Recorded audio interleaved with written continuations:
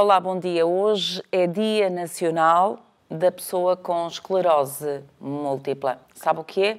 Não? Então não deve sair da nossa companhia nos próximos minutos, porque eu vou estar com 3 pessoas que nos vão explicar tudo sobre esta situação. Vamos também ficar a conhecer a SPEM, a Delegação Distrital de Leiria da SPEM, perceber o que é que ela faz em prol das pessoas afetadas então com esclerose múltipla e como é que tudo se vai processando nesta doença que afinal afeta muitas pessoas no mundo e no nosso país também. E, portanto, comigo eu vou ter 3 convidados em estúdio.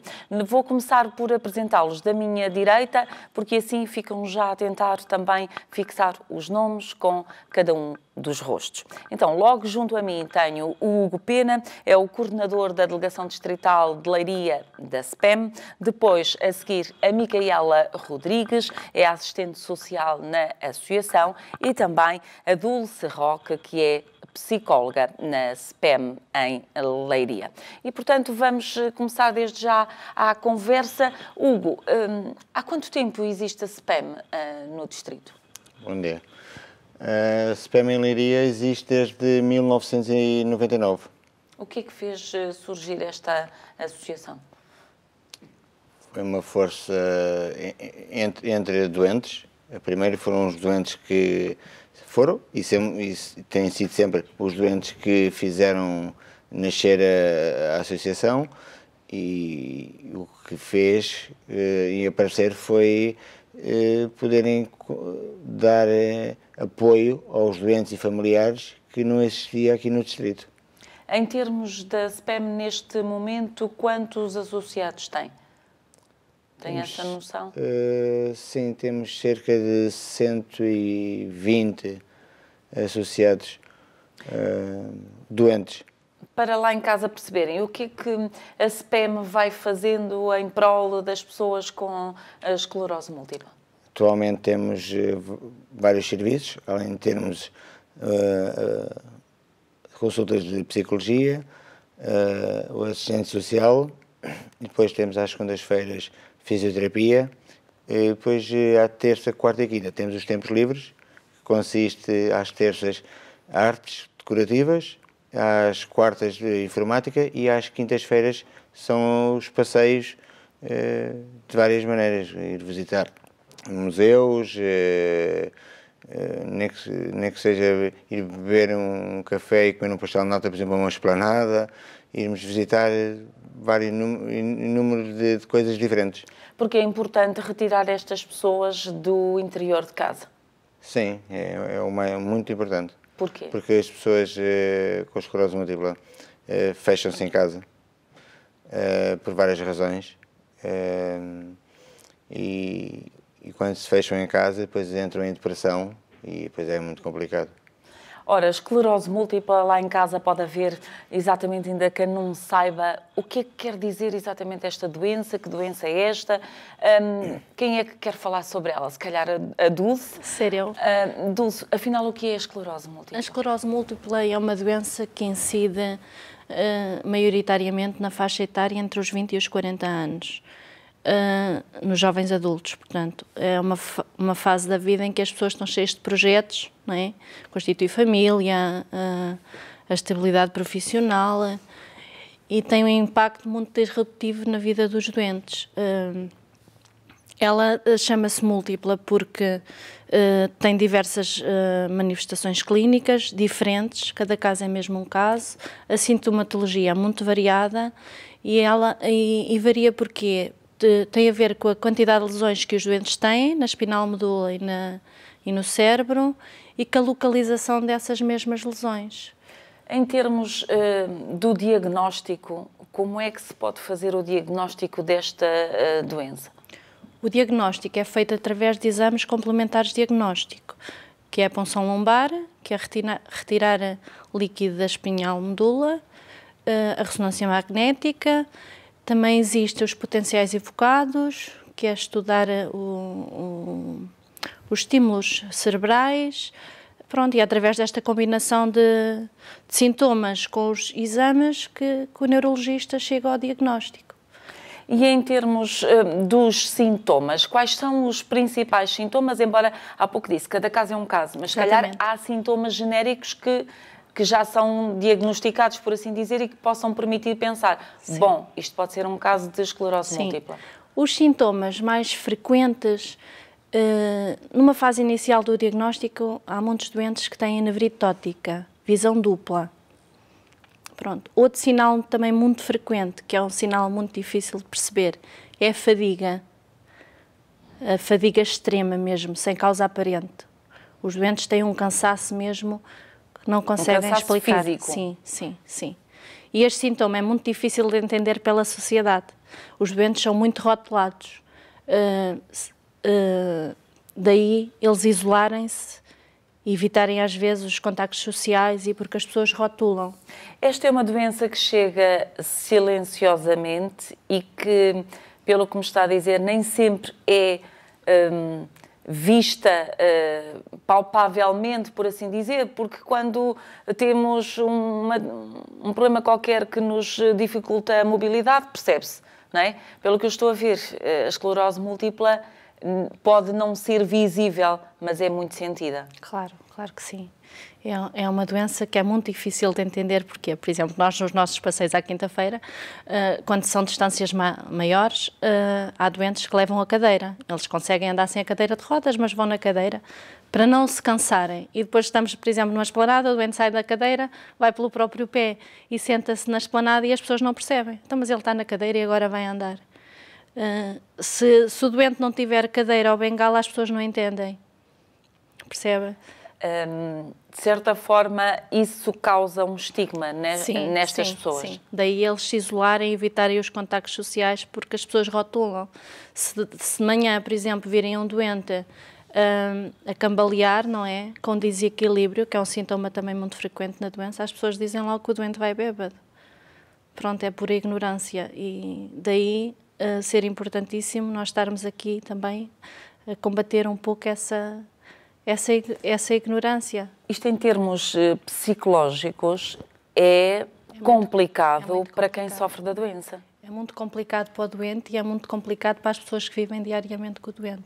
Daí nós também darmos muito apoio aos familiares e aos cuidadores, que tanto o doente como os familiares têm que aprender a aceitar o diagnóstico, a viver as limitações que a própria doença vai criando e a ultrapassar as dificuldades que forem surgindo.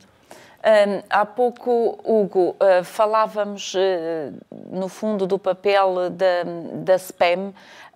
Este é também uma das vossas preocupações, é ir divulgando cada vez mais o que é a esclerose múltipla? Claro que sim. Claro que sim. A nossa sociedade ainda está muito ignorante sobre esta matéria? Sim, está muito ignorante. O que é que podemos fazer para... Cada vez mais divulgarmos. Nós participamos em feiras, em todo o tipo de ações e para tentar dar a conhecer à pessoa o que é a esclerose múltipla.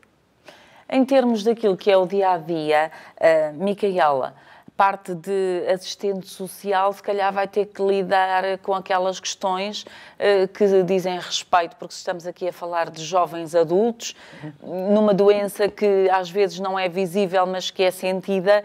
Isto pode trazer complicações em termos profissionais, até porque 20 anos estamos aqui a começar, os nossos jovens estão, alguns a terminar os estudos para começar uma vida profissional. Sim, sem dúvida. Enquanto assistente social, cabe-me a mim também, obviamente, desmistificar, porque chegam-nos muitas pessoas que foram diagnosticadas recentemente e não sabem muito bem o que é isto da esclerose múltipla. Muitas das vezes vamos à internet pesquisar, o que por vezes não é muito bom, porque toda a informação que está na internet não é fidedigna, não é? E, portanto, às vezes imaginam-se coisas, a pessoa fica logo, ai meu Deus, vou ficar numa cadeira de rodas. E, no entanto, isso não é verdade. Nós podemos, no caso eu e adultos não temos esclerose múltipla, por exemplo, podemos ir a passar numa passadeira e ser atropelada e ir parar a uma cadeira de rodas. Portanto, esta questão da cadeira de rodas, por exemplo, é uma questão que os utentes nos colocam bastante e que não quer dizer que vão parar a uma cadeira de rodas. Para além do trabalho que eu faço, o trabalho que eu faço, aliás, de assistente social, é um bocadinho essa questão de desmistificar a doença, de informar sobre os apoios que as pessoas com esclerose múltipla têm. Portanto, existem vários complementos, existem várias prestações sociais que as pessoas com esclerose múltipla têm direito e que não conhecem. Portanto, é um bocadinho o meu papel enquanto assistente social. Depois também ajudo na parte de tratar o processo da reforma, porque muitas das vezes, com 20 e poucos anos, infelizmente, as pessoas não têm capacidade para executar a sua profissão. E chega a um determinado momento em que o próprio médico de família ou até o próprio neurologista aconselha mesmo os doentes, neste caso, a se reformarem. Portanto, temos muitas pessoas com 20 e poucos anos que estão reformadas. Que estavam no auge, não é? No auge da vida, exatamente. E reformadas. E enquanto assistente social, cabe-me a mim também ajudar nesse sentido, portanto, neste processo todo. Depois vamos, infelizmente somos só 3 e, portanto, enquanto assistente social, é um bocadinho por aí, e realizar projetos para nos candidatarmos para o INR ou para outras entidades, portanto, a realização de projetos, a concretização dos projetos também faz parte da minha função, e depois nós os 3 vamos fazendo todo o trabalho administrativo, temos alguns voluntários que colaboram connosco, vão buscar e pôr também os utentes, mas nós também fazemos todo o trabalho, ao fim e ao cabo somos pau para toda a obra. É isso mesmo, somos pau para toda a obra. Projetos porque que projetos é que a Associação vai levando a cabo? Olha, em 2016 em 2015 tivemos um projeto, primeiro de conseguirmos ter uma carrinha de 9 lugares que transportasse 2 pessoas de cadeira de rodas. Conseguimos, porque nós, desde 2011, desde que eu estou na SPAM, realizamos em setembro, no início de setembro, uma colónia de férias, e em 2015 nós queríamos levar 3 pessoas com cadeira de rodas à colónia. O primeiro trabalho foi adquirir uma carrinha adaptada para isso. Depois de conseguirmos a carrinha, em janeiro começámos com o projeto do Reativar, que foi começar então a fazer um género no ATL, uns tempos livres, com essas atividades diárias. Sem a quinta-feira, era só às terças e quartas. Este ano aumentámos mais um dia, para a quinta-feira. Para o ano, se Deus quiser, iremos continuar, mas com mais atividades, se conseguirmos, como somos poucos. Também não é fácil, não é fácil, porque põe a mesa, o outro arranja o lanche, o outro dá o lanche a uns que não conseguem, infelizmente, com as mãos comerem. Fazemos tudo um pouco, lava-se, arruma-se, tudo, fazemos tudo um pouco. De projetos, temos, esse, é o continuar com mais, se possível, com mais dias ou com mais atividades. E, se possível, com até mais voluntários, não é? Pelo que eu estou a perceber, dava jeito. Sim, também. Micaela, há pouco, quando falávamos desta questão da profissão, tem sentido que, por exemplo, as empresas colocam entraves aos jovens que ainda possam conseguir exercer a sua atividade, mas que a doença pode ser um entrave? Infelizmente, sim. Essa questão é muito batida nas consultas de psicologia. Por vezes temos alguns doentes que, olha, vou iniciar agora um trabalho, não sei se tenho esclerose múltipla ou não. Isto acontece, infelizmente acontece. Eu sou da opinião que devem sempre dizer, até porque para as empresas existem benefícios e, portanto, admitir uma pessoa com determinada deficiência tem benefício e, portanto, sou da opinião que as empresas devem contratar, obviamente que sim, mas eu por outro lado compreendo, não é? Aquela pessoa, o rendimento dela não vai ser igual a um outro trabalhador e, portanto, essa questão fica sempre... Mas eu sou difícil. Eu sou a favor de que os doentes contem que têm esclerose múltipla e que não escondam o diagnóstico da esclerose. Tendo em conta as características da doença, Dulce, existem profissões que podem ser mais complicadas de conseguir levar a cabo do que outras? Sim, aquelas profissões que exigem mais cansaço, mais esforço físico, ou, por exemplo, nós tínhamos uma doente que trabalhava no Pingo Doce, na padaria, e essa doente teve necessidade de mudar a função dentro do sítio onde trabalhava por causa do calor do forno. Portanto, estes doentes não podem estar expostos ao calor porque podem desenvolver surtos. Felizmente, e ainda existem entidades que são sensíveis e acabam por alternar a função do doente dentro da própria empresa. Nem sempre acontece, mas ainda há entidades empregadoras que têm este tipo de sensibilidade e ajustam, que acho que é importante também para o doente, porque eles podem não ter determinadas limitações e não conseguir exercer determinada função, mas noutra podem estar perfeitamente aptos é importantíssimo para eles continuarem a conseguir fazer. Até porque a esclerose múltipla não tem cura, não é? Exatamente, não existe cura. Existe tratamento que faz estagnar ou até regredir alguma sintomatologia, portanto pode o doente ter muito mais qualidade de vida, mas cura até à data não existe. Quando há pouco a Micaela referia, porque alguns têm logo como primeira preocupação, que se eu vou ficar numa cadeira de rodas, é porque a doença avança no sentido da degradação da mobilidade, da progressão da... Sim, a doença progride, mas o facto da doença progredir não quer dizer que o doente fique numa cadeira, pode ficar. Claro que numa consulta eu preparo sempre o doente para o pior, é melhor ele estar preparado para o pior e as coisas não acontecerem, mas não necessariamente fica numa cadeira de rodas.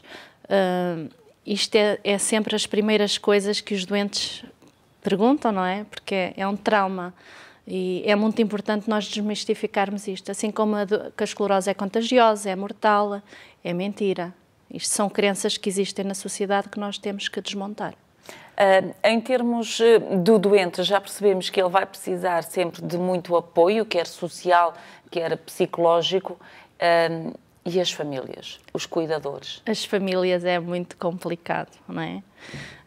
A maior parte das famílias, grande parte das famílias, tem muita dificuldade em lidar com a sintomatologia, entender a sintomatologia, as oscilações. Estes doentes têm também muitas oscilações do humor e a família tem que estar dentro dos sintomas todos para tentar perceber o doente, dar-lhe apoio, que é um suporte importantíssimo, porque não havendo o suporte familiar, a doença progride mais. O doente deprime, muitas vezes desistem de fazer a medicação e as coisas evoluem de uma forma negativa. O suporte da família é muito importante. Porque essas alterações de humor é no sentido que eles podem estar num momento alto e de repente baixo. Mudam mesmo drasticamente. No espaço de 2 minutos altera completamente o comportamento. Sim. E as famílias também têm uma preparação psicológica para isto? Era importante? A família, o que nós fazemos é informar a família de tudo o que é acerca da esclerose múltipla e prepará-la para o quadro que pode acontecer e inseri-la no processo terapêutico, que acho que é importante. Nós fizemos ações de sensibilização para os cuidadores e agora em janeiro vamos iniciar um grupo de autoajuda para cuidadores mesmo, porque há necessidade de uma partilha de experiências, de vivências e vamos ver como é que este projeto... E perceberem que até nem são os únicos, exatamente, não é? Exatamente. Quem lá em casa estiver a ver-nos e a pensar, este é um assunto que me interessa porque me afeta, porque tenho alguém assim e afinal há alguém que me pode ajudar, para participar nesse grupo de apoio, nessa formação, o que é que podem fazer? Basta entrar em contato com a associação e depois nós marcamos um dia para conversar. Há algum contacto mais direto que possam fazer? Quer divulgá-lo? 244 8... Não sei, tu vai. Ou por e-mail. Ou, é mais fácil por e-mail. spamleiria@hotmail.com. Muito bem, e ficam a saber tudo direitinho como é que podem participar, porque de facto acredito que muito provavelmente para uma família que de repente vê o filho de 20 anos com esclerose múltipla não deve ser fácil. Estamos a finalizar a nossa conversa, apenas 10 segundos para uma mensagem final. Dulce. O que posso dizer é que se tiverem esclerose múltipla, deem a cara, peçam ajuda, que nós ajudamos-los a lidar melhor com a esclerose múltipla. Micaela, 10 Faço segundos. das palavras da Dulce as minhas e agradeço, neste caso quero agradecer à Câmara Municipal de Leiria por toda a ajuda que nos tem facultado, às juntas de freguesia, Marinha Grande, de Leiria, Barosa, Marrazes. Por aí fora. Por aí fora, obrigada pela vossa ajuda. Infelizmente não é a única forma que nós temos de sobreviver, que é mesmo assim, e é fundamental a ajuda das entidades públicas e de, obviamente, todas as entidades dos donativos que nos vão fazendo chegar. Obrigada a todos. Hugo, 10 segundos para uma mensagem final. Desistir não existe. Essa palavra não faz parte. Não faz parte do nosso dicionário. Muito bem, obrigada por terem vindo. Fica assim terminada esta nossa conversa aqui no Matinais. Estivemos aqui a abordar este Dia Nacional da Pessoa com Esclerose Múltipla. Portanto, já sabe, no dicionário a palavra desistir não existe para ninguém. Quanto a nós é tudo. Fique bem. Continuação de uma excelente segunda-feira.